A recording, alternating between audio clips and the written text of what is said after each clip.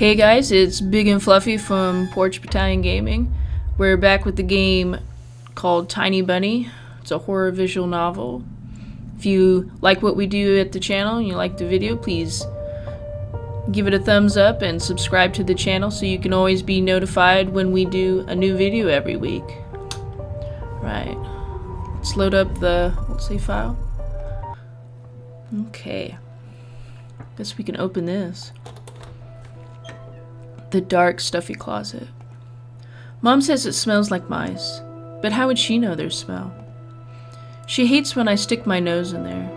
She's afraid I'll cut myself on the freshly sharpened axe. And Oya can't even be lured close to it. She thinks Baba is living there. I tried to help her fight her fears once. I opened the door and turned on a dim lamp, so she would see there was nothing but cobwebs, Dad's tools, and scratched walls. She still didn't believe me, and I liked to hide in the closet and listen to Oya count outside. 1, 2, 3, better hide from me.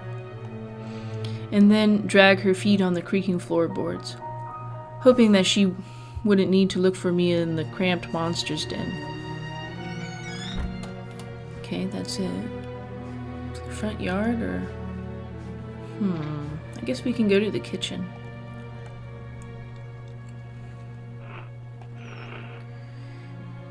Emircom of Russia has declared the state of emergency due to adverse weather conditions. According to the weather forecast, a cyclone is moving toward the region. Expect heavy snowfall, blizzards, and snow drifts on the road. Keep your eyes open and take care of yourself. I took a peek at Mom's crossword. She would get very angry when someone gave her advice. So me and Dad faked knowing the answer, and being about to reveal it all the time. I smiled at that fleeting thought. Vertical, 9 letters. The name of the Philistine deity that protected them from viper bites, and had a nickname, the Lord of Flies. Second letter is E. I guess we can click on some stuff. The decrepit and stain-covered calendar was once my favorite form of entertainment in Grandma's house. I remember waking up and running to the kitchen so I could tear off yesterday's leaf first thing in the morning, as if the coming day would get lost in the taiga forest without my help. One day closer to New Year's, one day closer to Grandma's funeral. I haven't touched this calendar for years now. Since the time they started writing dark and spooky death chants that only made me gloomy instead of funny proverbs and superstitions, to be exact.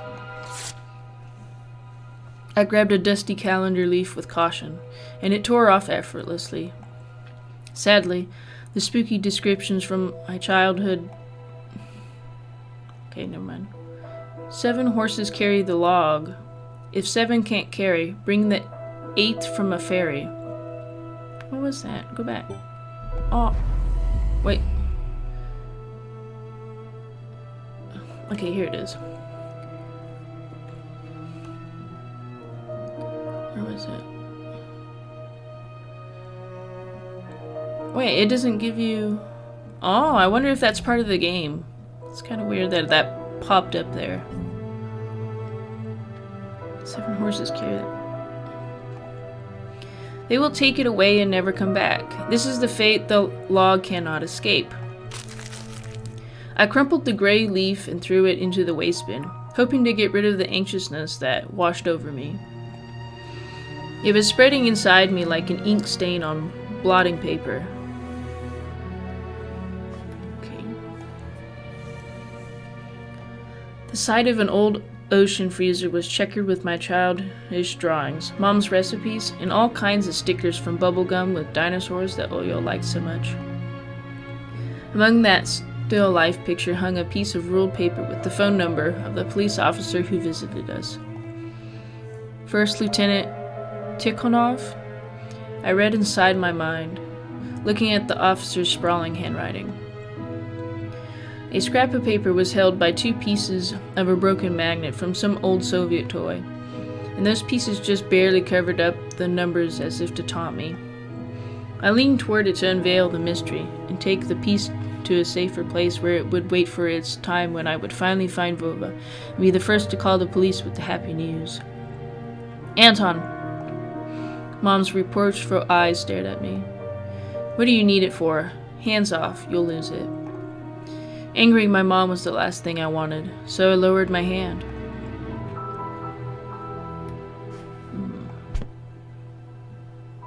Eggs. It's medicine. Can't read it.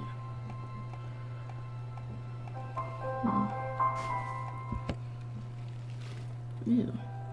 Grandma kept ice cream for me and Oya there, but now I could only see meat bits for soup and clumped together pelmeni. I grew to hate them already. I don't know what that is. That's all I can do. It was difficult to lie to Mom, but there was no other way for me to run away from home. Mom, something's wrong with the TV. The picture is dim and there are stripes all over the screen. Mom's face became visibly distorted. Ah, you're killing me here. So have you had enough of shooting those stupid ducks now? Told you the kinescope would go dim because of your console. Where will we find a TV technician in this hole, huh? Maybe it's just the settings. Please go see for yourself. Strange. It worked fine in the morning. Maybe the snowfall caused it.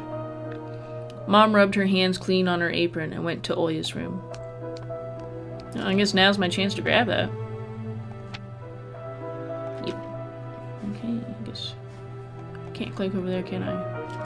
Okay. What's that?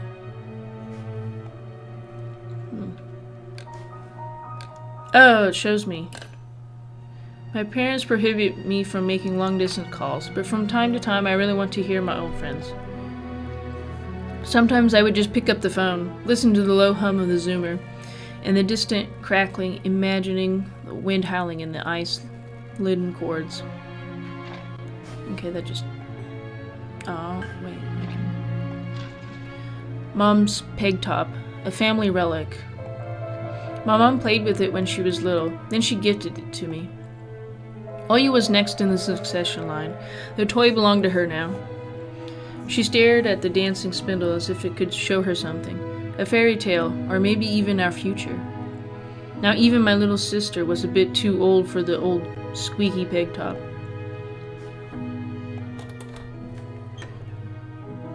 Oh, Anton, get your ass out of the closet immediately.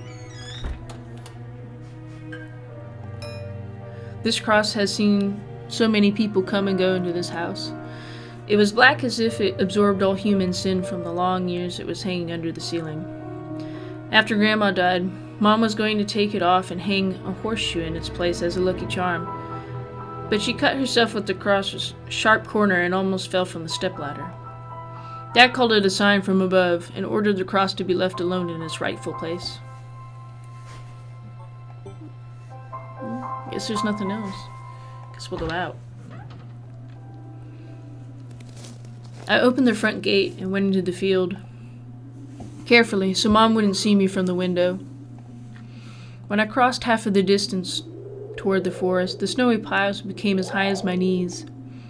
I remembered my nightly fears. I saw those silhouettes around here. They were jumping around, holding hands. That hypnotizing music started playing in my head all on its own. In the light of day, those distant figures felt like a simple dream. The sun turned my nightmares to ash, but the aftertaste was still there, distant ringing in my ears, distorted shadows crawling on the snow alongside me, and a barely audible whisper in my head, blurry and almost kind. Everything was silent. So silent I felt like the world was totally empty. No ground, no sky, no parents, no Oya. The time reached its limit, a one-way trip that ended at the forest piney stockade. Sometimes silence was much scarier than any scream. Our parents would scream at each other while arguing, and both me and Oya turned to stone, listening to them. But then always came to the ringing silence. Our apartment became numb a couple of days before we departed.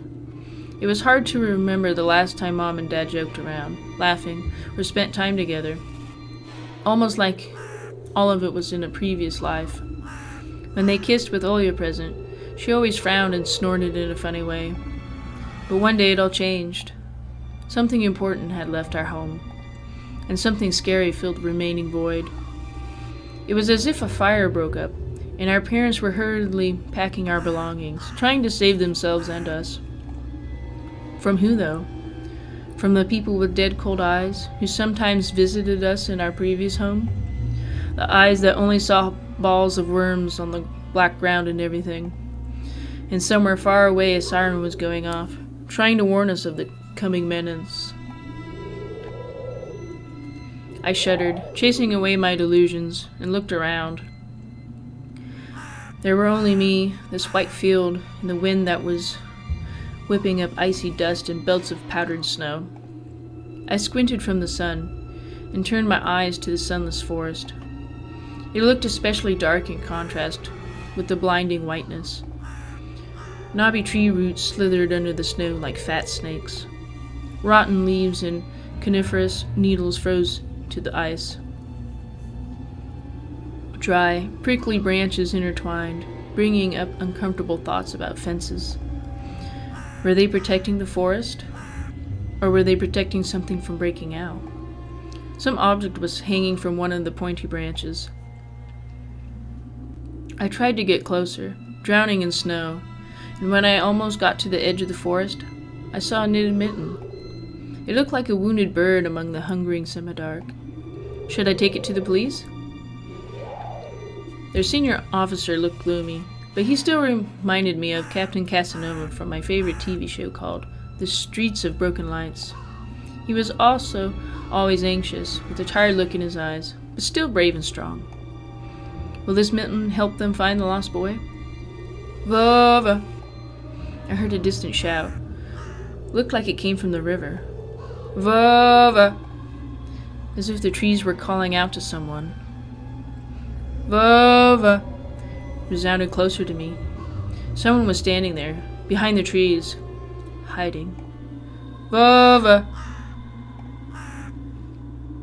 I knew someone was looking for the lost boy, but still, something was unsettling about that figure. Its stillness, how it was bent unnaturally toward the ground, its blackness. There's no one there, just branches and roots.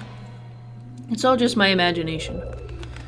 A nearby bird flapped its wings loudly. A shadow split from the tree and disappeared from my sight. I looked away for just a moment, but when I turned my gaze back to the same place, it was gone. So it was my imagination after all. Silence reigned from a painfully long time.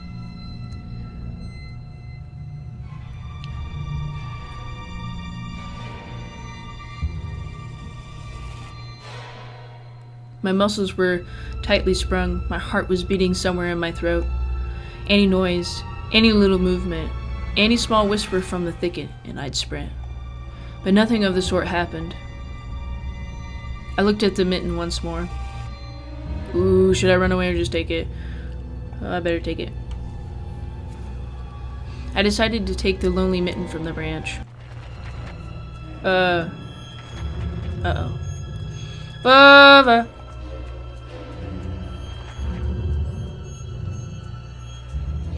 A shout rumbled across the field and dissolved into the distance. No echo, no hope for a reply.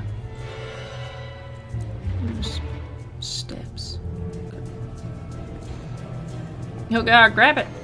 I stepped toward the bristly trees and tried to claim my find. It didn't budge. I pulled harder, the branch cracked, and the mitten tore off, landing in my hand with a squishy sound. All too heavy, wet. I squeezed it without thinking, and something dark spilled from it, forming a tiny string between the mitten and the snow. Steam rose from the snow pile. Oh God. Oh no. Red. The sound of cracking branches invaded the silence. Oh God, it's time to run, it's time to run. I didn't have to think twice before running away. Someone was chasing me from the darkness, breaking pine branches, closing the distance with giant leaps. Snow was slowing me down. Crazy thoughts flew through my mind. I'll get caught. They'll get me. I'll get dragged into the thicket. I'll be gone forever. But there was one more voice, probably one of reason. It gave me strength, spurred me on. You can do it. Don't stop. I heard an animal roar behind me. It was so loud my ears went numb. It felt like the sound had come from a pack of hungry beasts, rather than a single one. Their nostrils sucked in freezing air. They sensed my fear. 2 giant wings flapped above my head. An enormous shadow flew over the clearing, a hoot, a wheeze. The roars were coming from all directions now. From the dried-up raspberry bush, from twisted pines, from under the windfall. Hurry, run, don't look back. It felt like I was inside a nightmare. The snowy clearing became vicious like quicksand. I was stuck in place. I pulled my leg from the mushy trap just to be caught in a new one, even deeper than before. I continued to drown, sinking deeper and deeper with every desperate push. Was snow ever this sticky? I screamed in horror after realizing this wasn't snow. Someone or something in the snow pile was clutching my pants. I gathered all my strength and rushed forward. The pressure on my leg was gone. My boot slipped out of the hole and my soles were on a hard surface again. I reached a clear path with one jump from their end to my house. Its gloomy facade didn't look threatening now. That house was my line of defense from the shadows that flapped their wings and the creatures that were hidden under the snow. I tripped over the doorstep and smashed into the door. In all my hurry, I still managed to notice the claw marks, as if a dog was striking the wood with its paws, demanding to be let in so it could escape the cold. I hadn't noticed these marks when I was leaving. The heartbeat in my ears was so much louder than my surroundings. I couldn't hear whether someone was following me or not. What if they were already in our front yard and Mom had locked the door? Drowning in fear, I pulled on the doorknob and it obediently gave way. I rolled into the hallway and shut the door behind me. Porch planks creaked as my pursuers ascended the stairs. My finger slipped off the lock, and I couldn't click it into place. I gritted my teeth and pulled hard on the iron knob, whipping it between the boards. I stared blankly at the door. Someone was standing on the other side of the pitiful, flimsy barrier that was probably less useful than blankets. Wheezing breath reached into the house and crashed at me in waves. It smelled of pine and sweat. Mom peeked out of the kitchen and chastised me with the same frigid voice she always used when talking to Dad. What exactly didn't you understand when I told you to never slam the door? I didn't mean to. I snuck a glance at the door. The smell was gone, and the breath was too. If there was someone in the first place, of course. Here, a mere 5 meters away from Mom, my fear was slowly weakening, melting like snow in spring, and with it the last bit of strength I had left my body too. My legs gave way. I propped myself up against the wall so I wouldn't fall over. Mom's expression had changed immediately. The cold mask of strictness and detachment was gone. Mom looked the same as before all those quarrels. She finally saw my condition, my wet pants plastered with snow. Where have you been? What did I tell you, huh? I told you to stay home. Am I nothing to you, too? I got afraid she would cry. I reached out to her like when I was very little and wanted her to cuddle me. But Mom regained her composure fast and put on her usual face. Her eyes shined like steel. Her voice rang out. Your dad can't find his cigarettes. Be honest, did you snatch them? Were you smoking in secret? There was someone chasing me. I thought... I stirred as soon as I started explaining myself. Tears welled up in my eyes. Mom leaned toward me and sniffed my clothes like a beast, searching for the smell of tobacco. Then she squinted her eyes in suspicion and looked into the front yard. Her expression changed in an instant, and she covered her mouth with her hand. Look, over there, at the fence. My heart started thumping as if I became prey once again, and my pursuers were following me in the field. I could swear that I've heard something scratch at the door, just like in my nightmare. Mom beaconed me with her finger, and I gathered all my remaining bravery to look into the kitchen window facing my fear. I could barely discern some hairy silhouettes swimming in snow through the icy winter patterns on the glass. Dogs. Just a small pack of strays, with no name and owner, barely reminding of the hungry beasts that live on the edge of the forest. Oh boy, were you scared of them? I think they'd rather be scared of you, Anton. They were chasing me, like a bunny. And what if they're rabid? The smile had slowly disappeared from my mom's face. Now she looked at the dogs, as if it was her first time seeing them. What if they attack Oya? Mom? I wish your dad could just shoot them all. Mom, look, they're alive. Huh? What? Are they your friend or foe after all? Make up your mind. You're not a little kid anymore. Mom sighed in annoyance, and I felt so bitter that I bit my lower lip and fixed my gaze on the cobweb-ridden corner. Well, some detective I am. In reality, I wasn't risking my life among monsters, but rather my pants among a pack of stupid strays. And what for? What use do I have for this? Mitten. Of course! A dark and sticky mitten that belonged to the lost boy made a squishy sound in my hand. Seems like I was clutching it the whole time. That's my trump card as a detective. I hurried to present this clue to my mom. Mom, look, this is Vova's mitten. That boy the police were asking about in the morning. It's drenched in blood. I found it hanging on a tree. I can show where. Let's call the police right away, like the officer had told us to. Mom, look. Ew. A shadow of doubt slowly crept onto Mom's contorted face, as if she was trying to remember something distant, like someone tries to remember their dream, but the images slip away. Stop at this moment. Oya will go insane if she hears you. She already has trouble sleeping and whines all the time, and you joke around like this. At that moment I realized the mitten was actually wet from snow. There was no blood whatsoever. I wanted to sink through the floor from embarrassment. Come here, my boy, who cried wolf. Oh, don't just stand there. Come take your pills. A golden-colored pill, reminiscent of a dead wasp, fell onto my palm. I already took one during breakfast. Don't talk over me. I told you to stay home, and you... Dad would have given you a good whipping for that. Come on, take it, or you won't be able to sleep at night. And you have school tomorrow.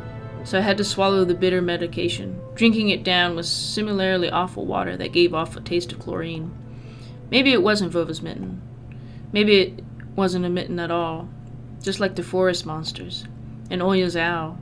Am I going mad? What's happening to me? Either the pill had an immediate effect, or my overexerted brain didn't let fear inside anymore. Serenity washed over me, bringing yawny indifference along with it.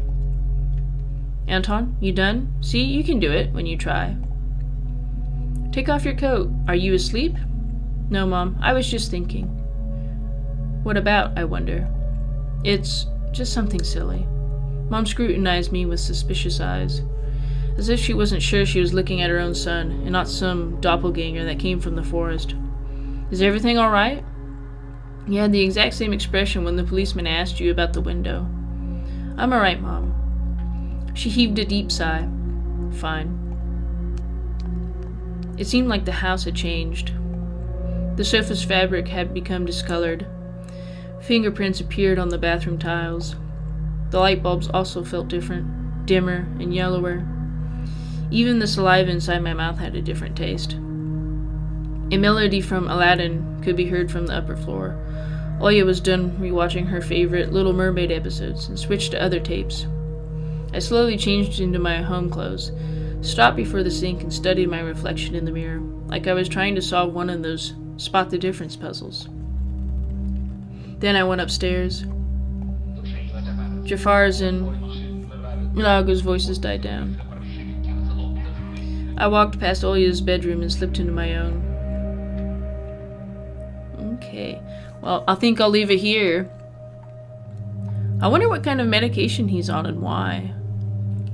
Well, I'm sure we'll probably find out sooner or later. Anyway, thank you guys so much for watching, and as always, please like and subscribe to the channel. That way you can be notified of new videos that we put out every week.